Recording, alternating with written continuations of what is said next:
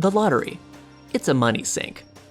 Drive by a gas station or down the freeway, and you'll see the latest 8-figure payout for that one lucky draw.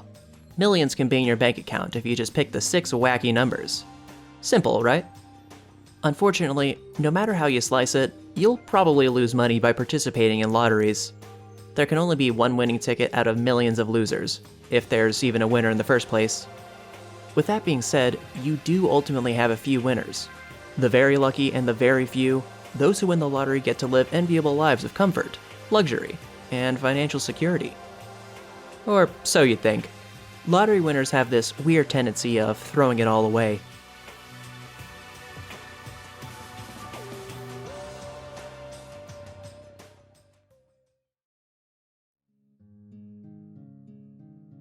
The purpose of a lottery is simple. Collect money for a public project with the promise of a payout to one lucky person. Lottery as a concept is nothing new, with some accounts dating as far back as Han China. The emperor at the time needed funds to repair and expand the Great Wall. To subsidize this, he introduced a system analogous to Keno, a lottery game where players choose numbers from a set and win by having their numbers drawn. In the end, this game proved wildly popular throughout pre-communist China, and was implemented heavily throughout history. Lotteries were common throughout the Western world as well. Simple number or ticket draws were seen in the Netherlands as early as the 15th century, and the system of public funding via lotteries has continued from the 15th into the 21st centuries. In short, lotteries have proven to be an effective means of generating additional revenue for communities big and small. It's a definite social good, but it has a few drawbacks.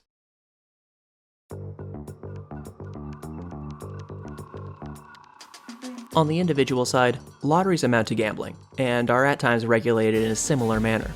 It's a chance to win big, or lose everything you put in, and the odds are orders of magnitude worse in the lottery's case. Similar to gambling, playing the lottery can lead to addiction, something this country has more than enough of. In addition to that, different groups of people engaged in the lottery at different rates. Age and race are components, but the most relevant and indicative factor towards participating in the lottery is poverty. The poorest wealth bracket in society plays the lottery at a rate substantially higher than those in upper brackets. This creates a vicious cycle where those with little money are likely to lose even more through constant participation in the lottery.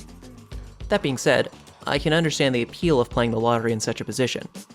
With even a small payout, you can secure your financial future and escape the poverty you find yourself in. Right?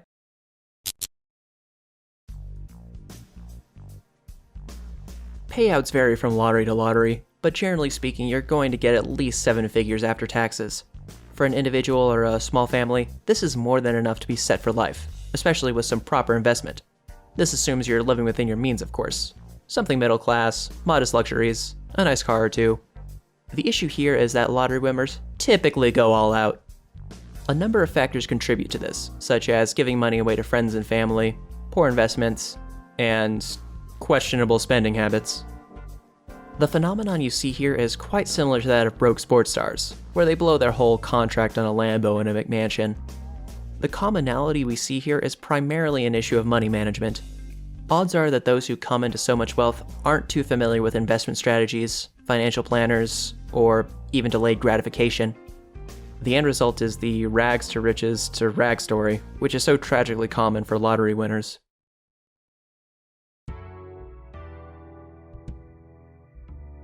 In the beginning, we mentioned the role of the lottery, that it is made to generate revenue for public projects. At the end of the day, the lottery is something people voluntarily pay into, which generates a substantial amount of funds for public use. In turn, their contributions help bolster and support local communities, a definite good. And though we discussed the likelihood one would ultimately lose money from the lottery, some people make it through the other side. They win, hold on to their winnings, and invest their money properly. Those lucky few of the lucky few get to truly enjoy the high life, so good for them. Finally, on a more personal note, participating in the lottery can be kind of fun, if only because it keeps the dream alive. To me, there's a bit of hope in a lottery ticket. Just practice moderation and don't go overboard on a 1 in 300 million shot.